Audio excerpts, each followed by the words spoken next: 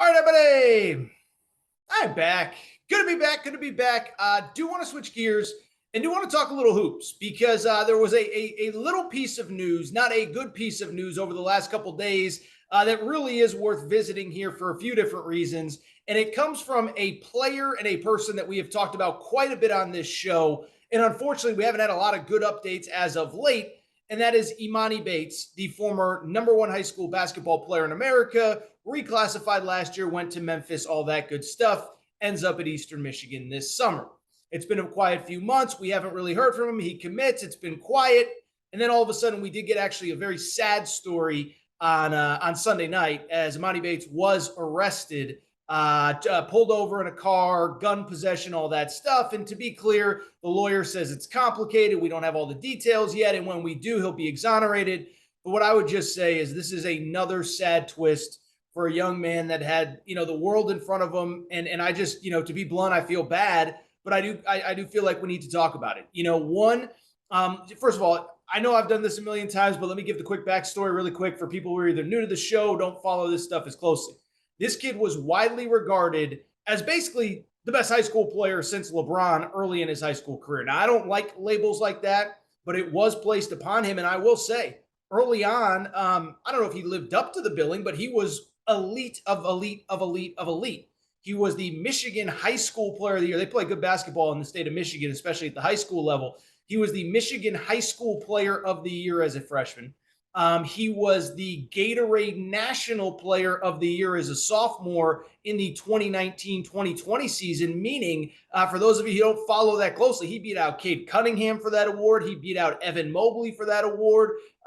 He beat out, I'm just trying to think off the top of my head, Paolo Banchero for that award. I mean, there were some really good players in high school at that time. And as a sophomore, he won the National High School Player of the Year. So it shows you how talented he was. But really, that was unfortunately basically the high point of his career. COVID hits, and it really felt like at that point his development was really stunted.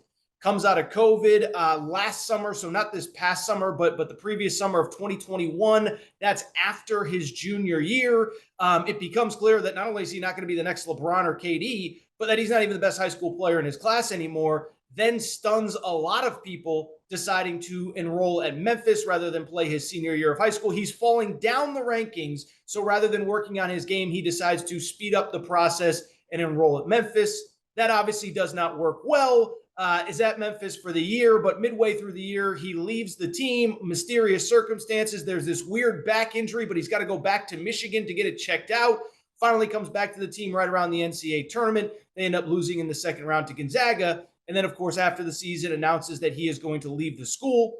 At the time, I said I thought he should get off the radar, don't play college basketball. He was not because of his age eligible for the NBA draft. And I said, go to one of these pro leagues, get off the radar, train for a year, get with professional coaches, and get ready for the 2023 NBA draft. Instead, he goes to Eastern Michigan. He is from the area. Kind of another weird decision, back to a place where he's going to be the focal point, whether he's ready to be or not. And then, of course, there was Sunday's news. And it is worth noting, as I record here on late Tuesday, there's still a lot of details to be had. The lawyer says, that, that the car wasn't his. And because the car wasn't his, the gun wasn't his. There's more details to come out. And so to be clear, I'm not, prosecuting him here on the Aaron Torres Sports Podcast. I'm not calling him a bad person. He's a young kid who clearly made a mistake. But as I said, it is another just disappointing, sad twist for a kid that had his whole future in front of him. And I do, in fact, worry about that future. And so let's talk about it, because I just want to say a couple things as it pertains to the present and future of Emoni Bates. First of all, and I know I've said this before, but I got to say it again, I just feel bad for this kid. And I understand that in the eyes of the law, he is 18 years old. He is an adult, and he made a very dumb decision, whether you're a kid or you're an adult. Whether it was his car or not, you got to be careful where you're driving, what's in the car, all that good stuff. But I do feel bad for him, because we've talked about this before. And I think now that we are getting in the NIL space, we are seeing this more and more publicly, is that I do think that the adults in his life, and again, I understand he's sort of an adult, but he's not really an adult. I don't think the adults in his life have ever had his best interests at heart. Every decision they have made over the last 5-6 years has been to get the most money now, to stunt. Nothing is in the interest of his best long term, in the best interest of his development. You can go back to when he was in high school. He was winning at a really high level at the local high school. Dad decides, you know what, rather than keep playing there, we're going to open up a prep school, and everything's going to be built around him. Teammates that disagree are going to get thrown out of the school, which is literally what happened. As I said, when he starts falling down the rankings, rather than getting back in the gym, decides to speed up the process and go to college before he's physically ready, emotionally ready, all that good stuff, which we saw last year at Memphis. And then, as I just said a minute ago, it falls apart at Memphis. It doesn't work. There's mixed reports, but basically it appears as though Penny Hardaway did not welcome him back. And in the process, again, there was a smart move to make. And I'm not saying that I have all the answers, but the smart move would have been, this is a kid, he's falling down the rankings, his career is in jeopardy, probably best get him off the radar. As I said, get him to G League Ignite, get him with professional coaches. I've mentioned the name many times. Jason Hart played in the NBA for 10 years, runs the G League Ignite program. That's a guy that you want to be working with behind the scenes. Instead, they send him to Eastern Michigan. And so, one, I do feel bad for him. I do think the adults in his life have failed him in a way that I think we are now starting to see the ripple effects of, again, his career potentially being on the line. Two, you know who else I blame in this? The media.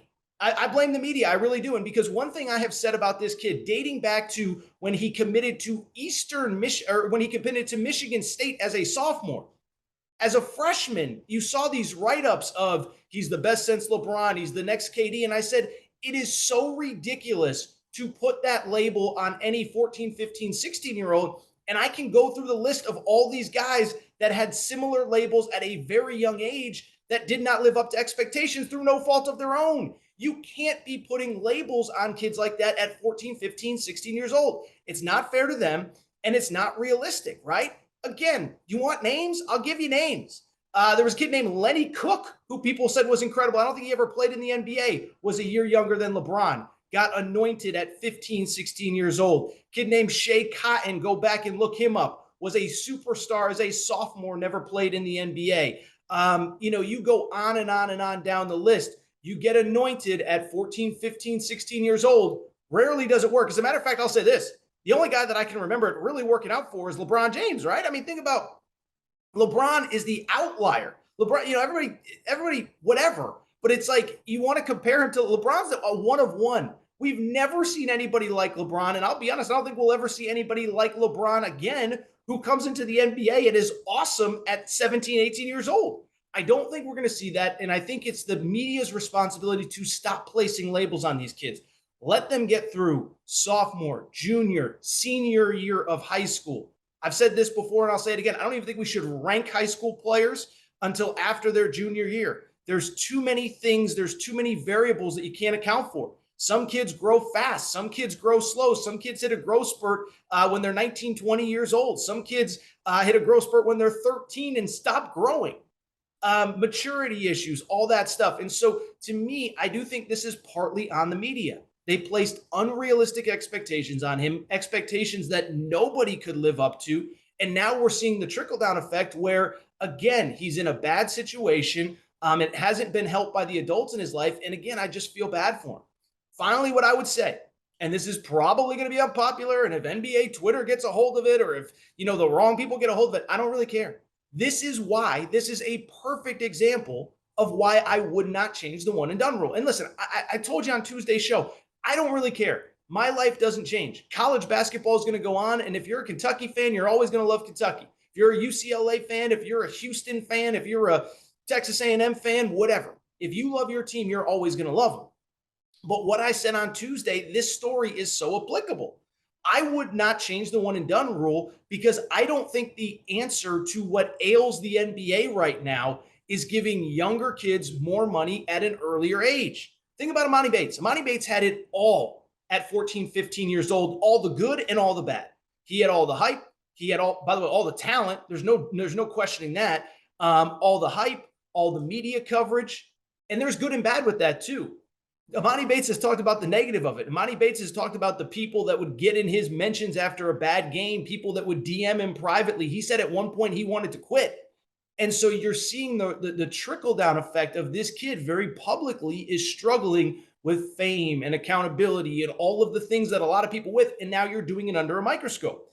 And so why I don't think we should be changing the one and done rule, making it younger to get into the NBA, giving kids more money at an earlier age. Most people just aren't ready to handle it. And oh, by the way, it's not like they're not getting paid in college now. They're getting NIL money. So let them go to college for a year. Let them show you who they are. Let them show you how they handle being on their own. Let them show you how to handle, are they going to show up to practice on time? Are they going to be accountable? How are they going to play against older players?